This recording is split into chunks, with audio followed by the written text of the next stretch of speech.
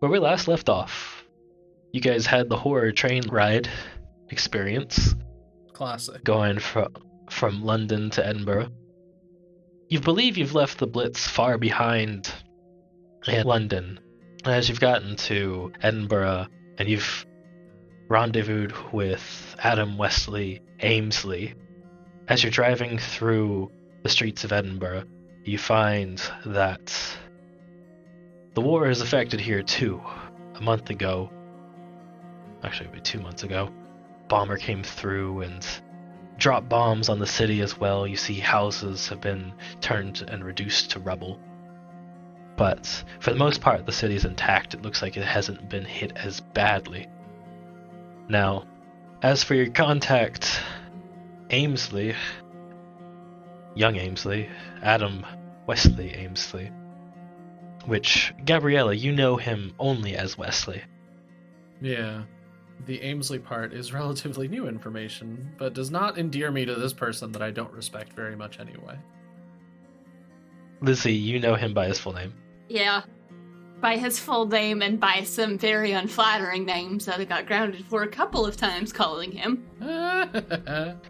Absolutely.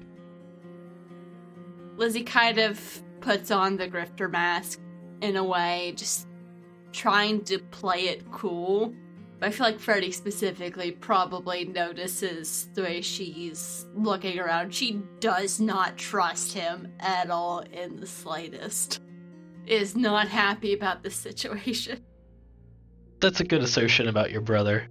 My hand has not left my gun this entire time, and I'm not even super subtle about it. As you all depart the train, you surround him, demanding answers. Finley, you're in the back. You have his retreat covered when you feel a finger tap you on the shoulder and you see this big butler-looking character behind him, and Lizzie, you recognize this as one of the old stewards of your house, Gabriel. Gabriel, good to see you. It is a pleasure. That's a big boy. Certainly is. It would be best if we don't talk here, and we talk in private. Enemies abound, and we are quite exposed at the moment. I will tell you everything later. Let's just get to my house. And Lizzie, you know that it's not his house. It belonged to your father. You know exactly where he's going to take you. It's on Cobble Street. Mm-hmm. And that's exactly where Gabriel drives you to. As you guys get in the car, it's a silent drive. If you try and pick up conversation, Wesley just puts his finger to his mouth. I think at some point Lizzie does sort of whisper to Freddie in Russian something along the lines of, keep your enemies close. And just goes back, because my headcanon is this whole time Freddie's just been leaning in the back seat, just whistling some bawdy tune that they've heard in a pub. It just goes extra loud. As you guys park, Gabriel goes ahead and takes all of y'all's suitcases and anything that you had on your person inside. Although you guys did leave in a hurry, so you might not have much in the way of luggage. I think Gabrielle is the only one that has luggage. I've just got a messenger bag and I'm keeping it with me, thank you. Yeah, I have like a rolling... No, I think I have a steamer trunk. I think that would have made sense.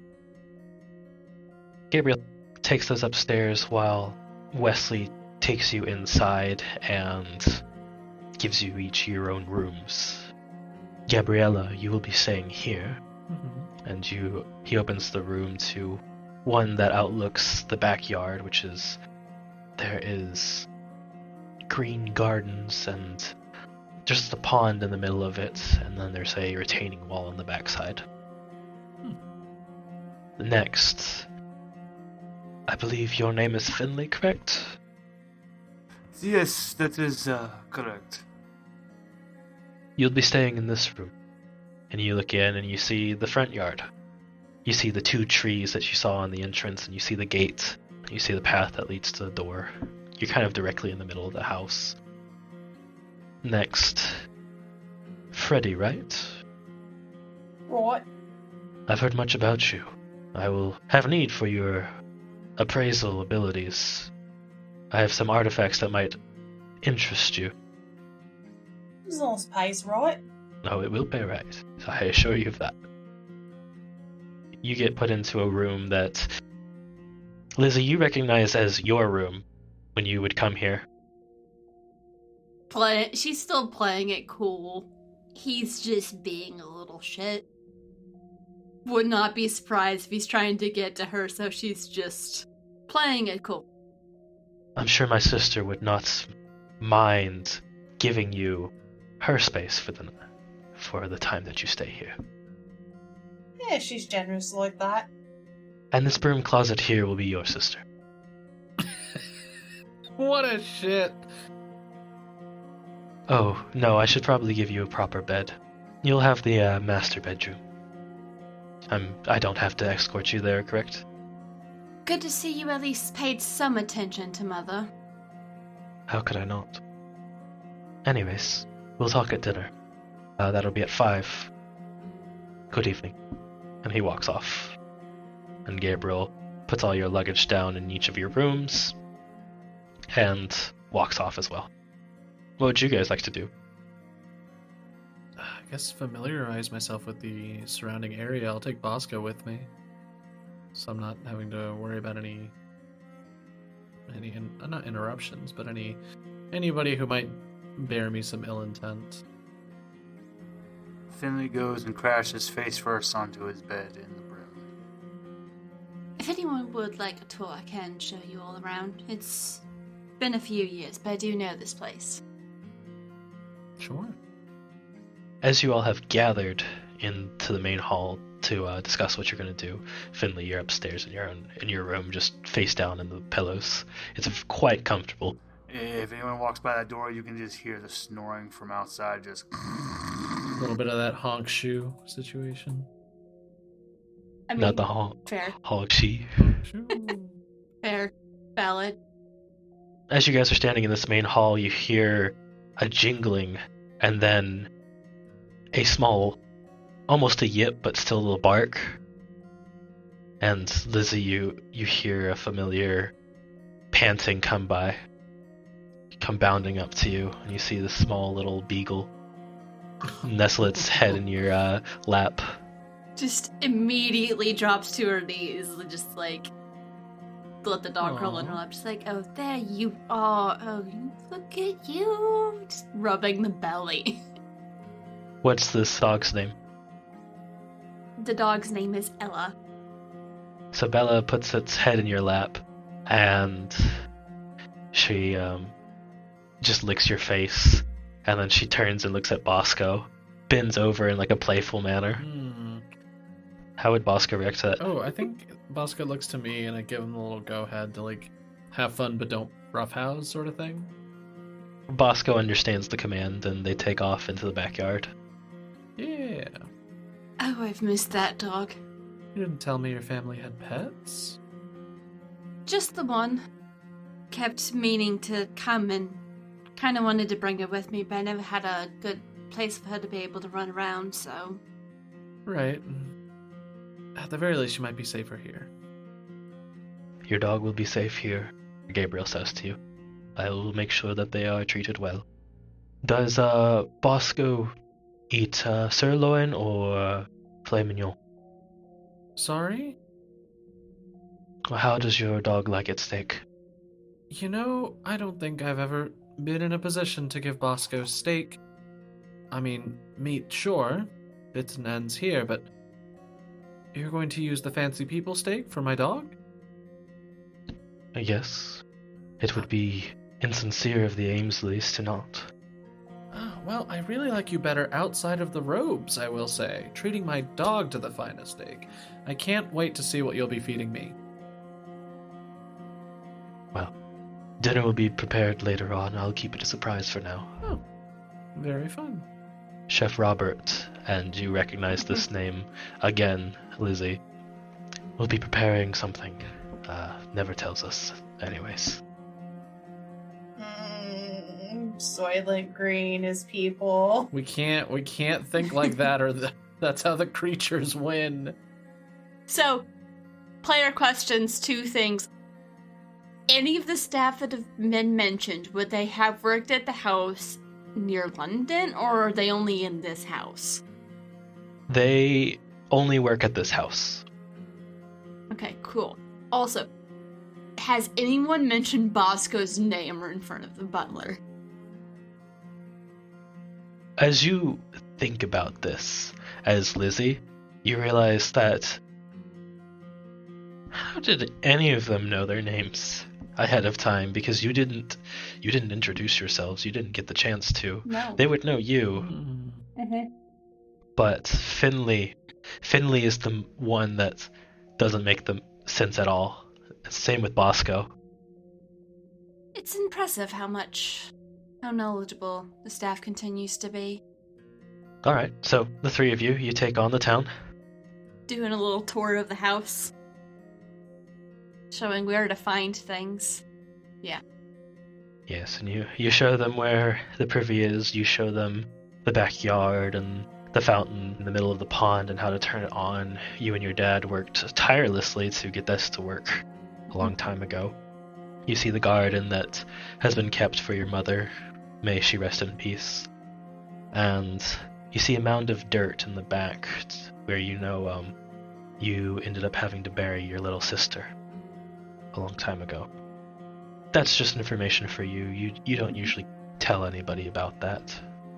Yeah. I think while showing you most of the things in the backyard, Lizzie starts to relax a little bit, and she's speaking like fondly and warmly of things. Probably the softest you have ever seen her. And then when we get to the grave spot, definitely gets a lot sadder. And there's a small little cross that's built above it. Lizzie takes a little, shiny little bauble out of her pocket and puts it at the base of the cross.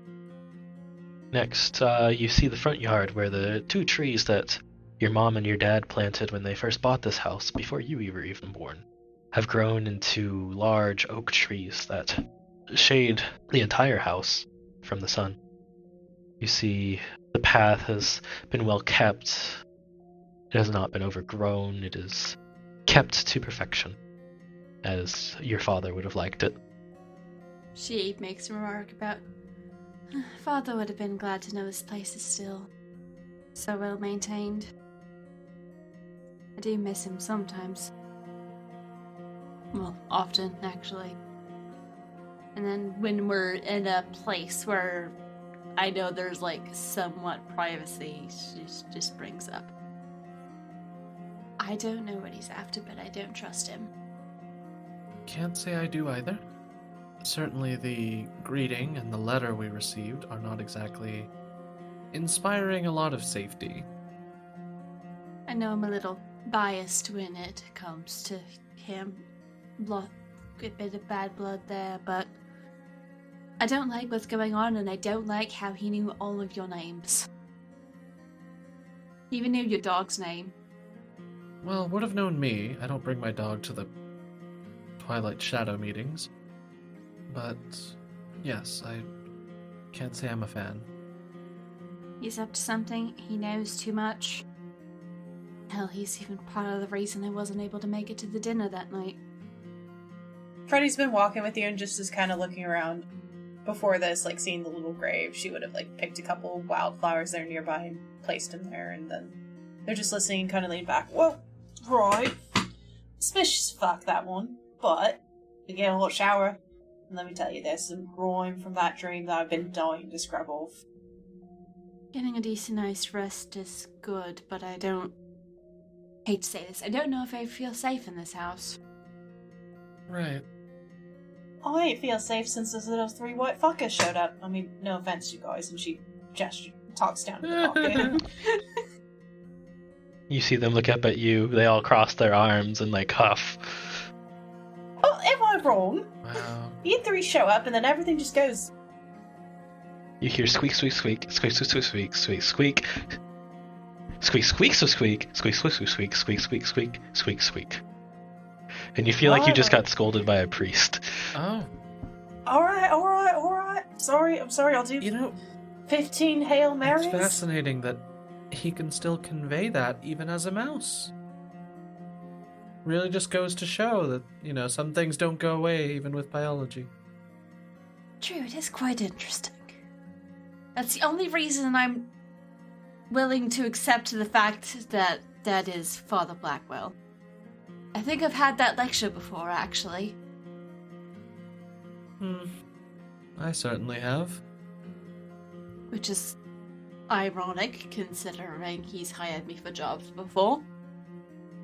As you guys are discussing this, you hear the door open and close behind you. You turn around and you see Gabriel standing there. The supper is almost ready if you would like to prepare.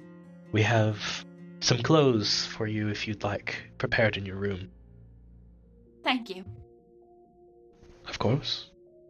He goes back inside. He wasn't this creepy in the meetings. Sorry, I'm just thinking about your brother's whole vibe with your servant and the whole thing. Remind me again where the hell you know him from? Oh, I guess secrets are kind of out the window. Your brother is part of a secret society called the Twilight Shadow. Mostly banal stuff, blood with the knife and wearing the robes and all that stuff. I used it to try to figure out more about my memory condition. Well, before it affected me, as it has. Now I don't know so much as need the... It's a cult, I won't sugarcoat it. I don't so much as need the cult anymore, given that all the cult things are happening to me whether I like it or not. But yeah, your brother's a member of that. Didn't show much promise during the meetings, but in his own home with his own, master of the house and everything, it's a little bit more like he should certainly bring this energy to the next meeting rather than whatever pathetic thing he was cooking up before.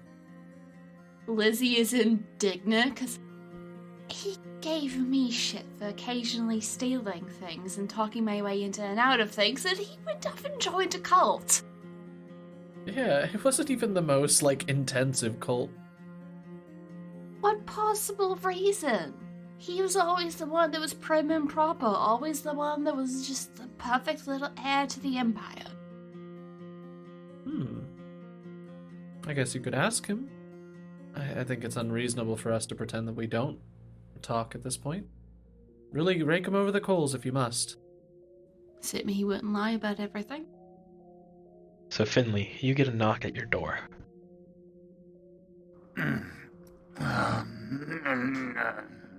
Who's bugging me? Finley just reluctantly gets up, opens the door. Doing that without a listen check. I'm proud of you, Finley. So Finley, you open the door, and standing before you is Gabriel. And he has in hand what looks to be just a suit bag with some clothes in it. Supper will be soon if you want to go ahead and wash up. I'm sorry to disturb you in your slumber. No, food sounds perfect right now. But why do you have a suit bag? These clothes were tailored to your size. Wanted to make sure they stayed clean for you, sir. That is not alarming at all, that my clothing size was already known. Yes, I'll just take that and get washed up. Of course. We will see you at dinner. Yes, at dinner. He walks off and he opens the doors to the other rooms and puts other little suit bags in those rooms. Oh, this is not creepy, not in the least. What did Omar tell me? If man gives you clothes for dinner, you run! Not the worst idea. Here, eat this shoe. No, I'm out of here. Finley's just looking at the window like, I could... No, I like these 3 people. Not so much the mice. But as soon as that Blackwell becomes human again, I'm going to punch him in the mouth. And that will be for my Opa, and then I can leave all this nonsense behind me. Might as well get cleaned up. Freddy, the moment that you stop getting scolded, you see Father Blackwell The Father Blackwell stands on your shoulder and just starts shaking his fist at the window.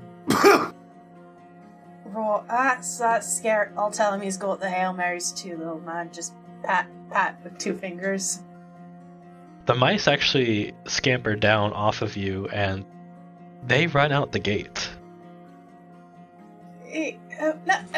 What? And she follows because they're not going to let the mice go running off on their own.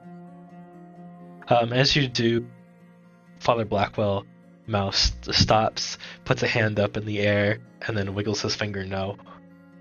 Right, so you all gets to go to the pub. We gets to stay here and deal with creepy cult stuff. The only thing you see is a nod and run. Little you cheeky bastard. Yeah, adding another 10 onto the list. You then realize that there's $10 missing, or like 10 pounds missing from your pocket. Shut up! They stole money to go buy drinks. Oh god, Mice brain. those mice, they love it. Little They're fuckers. probably gonna have some They owe me. creme de la Edgar over there. She Oh, just shakes that's a her head and reference. chuckles. I got that reference. That was good. It's good. I mean, like, what do animals want to drink? It's that. It's specifically that. Creme de Edgar. Yeah.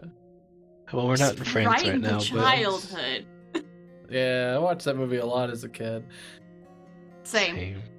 All right. You guys come inside. You guys get dressed, and you go down to dinner. I don't think Lizzie gets dressed in the dress that was provided for her. She goes into her old Ooh. room and raids her closet to find something else. 'Cause, Nice. Yeah, Freddy's like halfway pulling on pants and then like flails and grabs a blanket. There's a knock on the door first. I don't just barge in. Okay, fair enough. Then Freddy, jumping into the pants, opens the door. Right, you probably want your room. Just my closet real quick. Also, double check if any of my hiding places managed to be undiscovered. Goes and picks an outfit out of the closet. It's a little out of date, but it's at least hers. And then checks a couple of spots where she might have, like, hidden money or, like, notes about stuff. Checking her little hidey holes around her room. Nothing's really been touched. It's been well preserved, honestly. You know Gabriel used to know about your little hiding spots because he would go in and he would dust them for you and make sure there's no spider webs or anything that could hurt you. And you see that it's all still well taken care of. Yeah. She's just grabbing everything and gonna put it in her bag, which has not left her side. Gabriella, you come down the stairs, and as you enter into the main hall, you hear the news playing something about the war going on. And you get this odd sense of deja vu.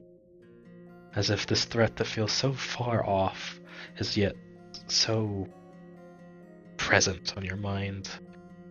And you remember the other butler as he listens about his family off in Poland.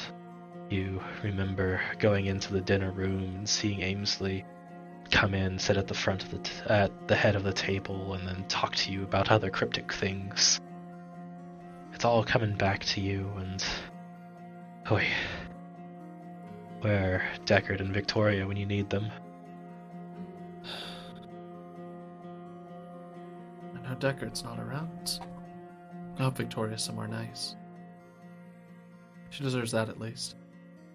Currently in Hawaii with a girlfriend. Yeah, as I was say, she's in Hawaii with her girlfriend, so... That's the best part. It's like, I'm never gonna know, right? I'm just over here like, I hope it's going well. I really hope it's going good. I mean, she would send you a letter if she remembered who you were. That's the other thing! That's the worst part. So, you go sit in the waiting room with Gabriel, and he just listens with anticipation at the radio, and I hope my boy's doing alright. Do you know what part of the front? I don't get very many letters from him anymore. It's been about a year. He was in France, Oh, but who knows? I just pray he's still alive. certainly hope so. And then the news about the war stops and just some old music comes on. You feel all of a sudden just, it all feels like it just disappears, as if the war just is not important. As if everybody's just trying to make it by, praying that it just goes away. He goes ahead and stands up, and I'm going to step out for a moment. And you see him pull out some cigarettes, and he steps out. Of course. Do you mind if I join you? I don't think I've had a proper smoke in a long time. Absolutely. Many thanks. He takes you outside, and he hands you a cigarette, and he lights it for you. I take a cool 1930s and 40s hit of a cigarette before we knew better. Yeah, and yeah, no, I think for once I let myself relax a little bit, because I don't trust Elder Aimsly over here, but I do at least, generally commiserate with working folks. That's probably wise. You guys stand out there for a little bit, and he asks you if you have any family members who are on any fronts or anything. Afraid my whole family's American, and I don't really keep regular contact. What do you do for a living? Psychoanalyst. Don't worry. Your thoughts and dreams are safe from me. I'm off duty. Fair enough. That's all very interesting. I see why Master Aimsly was interested in you. How long have you been working for the Aimsleys? I don't think I met you when I saw you. I guess your old boss. No, he would come here often.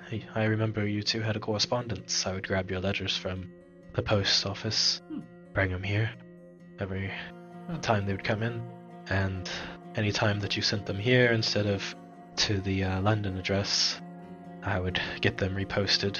But I've been working for the Aimsleys for well on 20 years.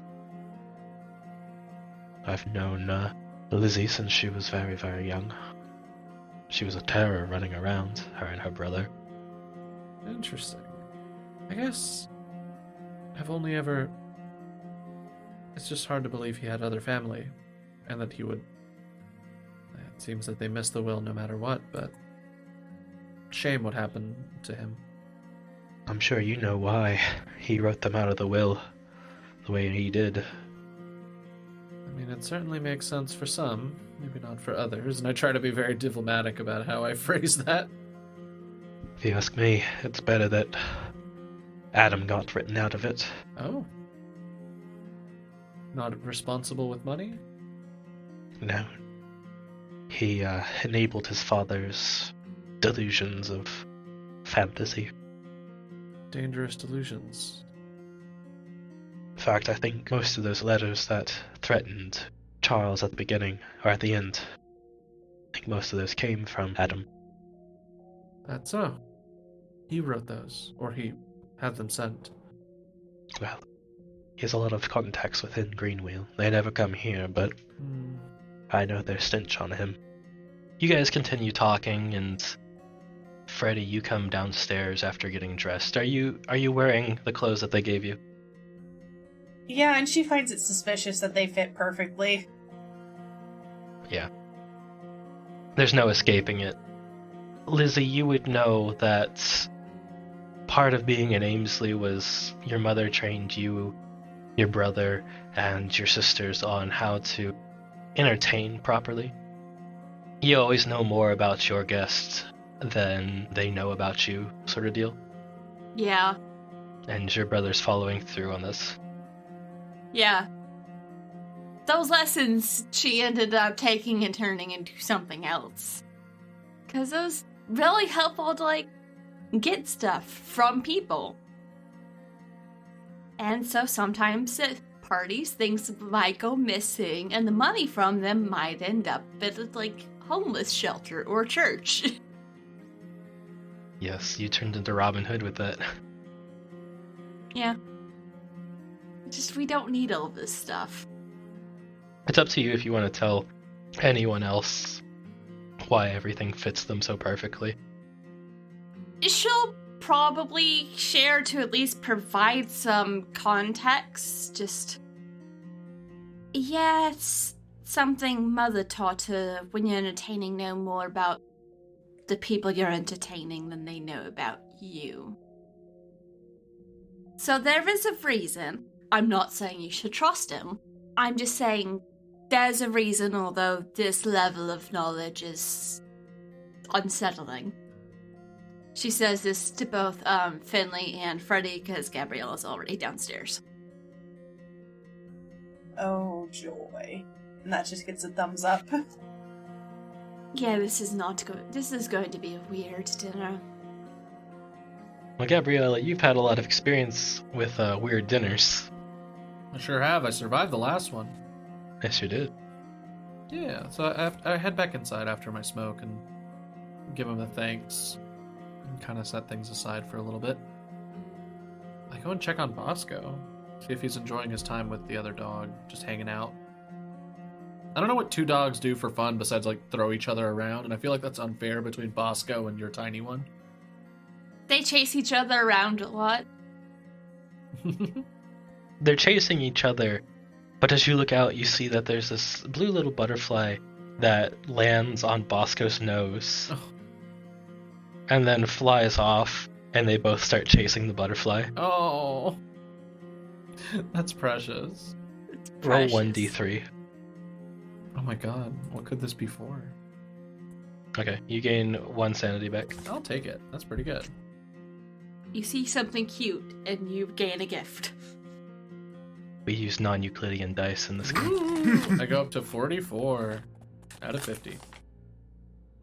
You have been listening to Beyond the Crumbling Veil, a Call of Cthulhu 7e actual play podcast by Styx Helix Productions as part of Pseudonym Social, a creative podcast network changing reality one story at a time. If you're enjoying this show, please consider leaving us a review on iTunes or Podchaser or wherever you're listening to help other people find this lovely spooky tale.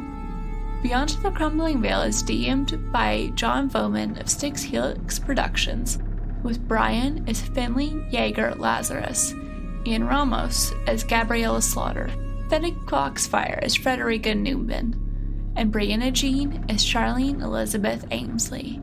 The show is also produced by Brianna Jean. If you don't want to wait to find out what happens next, you can get early access to our episodes by joining our Patreon at patreon.com/pseudonymsocial. You can also find out more information about our other shows at pseudonymsocial.com and support our various productions.